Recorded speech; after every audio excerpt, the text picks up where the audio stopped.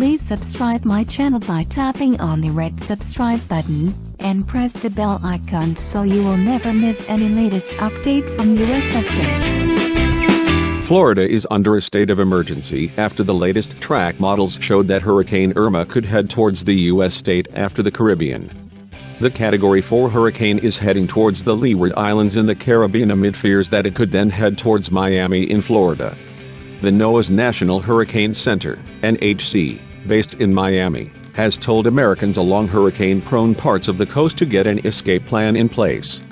The latest update from the NHC said, there is an increasing chance of seeing some impacts from Irma in the Florida Peninsula and the Florida Keys later this week and this weekend. In addition, rough surf and dangerous marine conditions will begin to affect the southeastern U.S. coast by later this week. Otherwise, it is still too early to determine what direct impacts Irma might have on the continental United States. The most recent NHC maps show that tropical storm force winds could reach Florida's southeastern tip within a matter of days. The latest storm track reveals that Hurricane Irma could reach the Straits of Florida by 10 p.m. CDT on Saturday, September 9th. Florida Governor Rick Scott said Donald Trump has offered the full resources of the federal government as Floridians prepare for Hurricane Irma. Mr. Scott has declared a state of emergency in Florida, saying, Hurricane Irma is a major and life-threatening storm and Florida must be prepared. I have continued to be briefed by the Florida Division of Emergency Management on Hurricane Irma, and current forecast models have Florida in Irma's path, potentially impacting millions of Floridians. NWS meteorologist Chuck Caracozza said, for people in South Florida, now is the time to start preparing and getting those hurricane kits in order. Forecasters predict the storm will affect the northeastern Leeward Islands before heading to the British and U.S. Virgin Islands and Puerto Rico.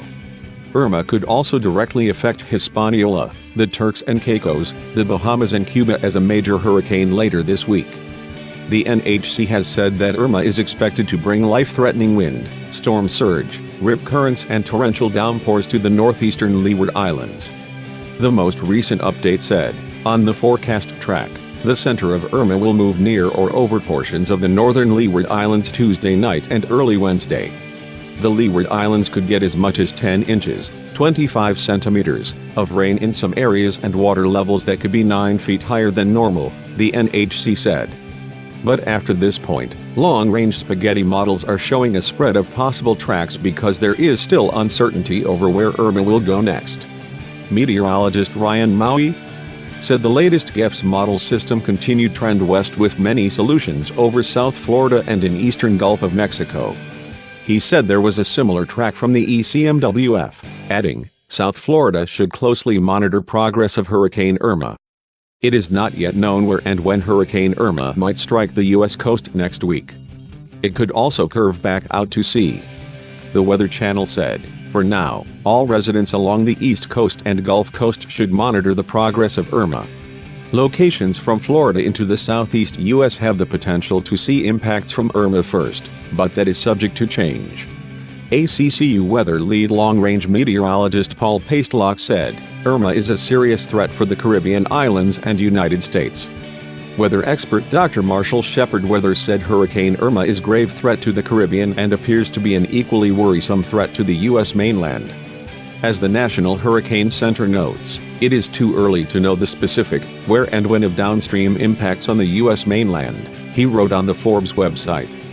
However, the statement about models being clustered indicates that there is growing consensus on how meteorological patterns are setting up to steer the storm. My meteorological eye sees a threat to Florida to the Carolinas, and possibly even a slight chance of moving into the Gulf of Mexico.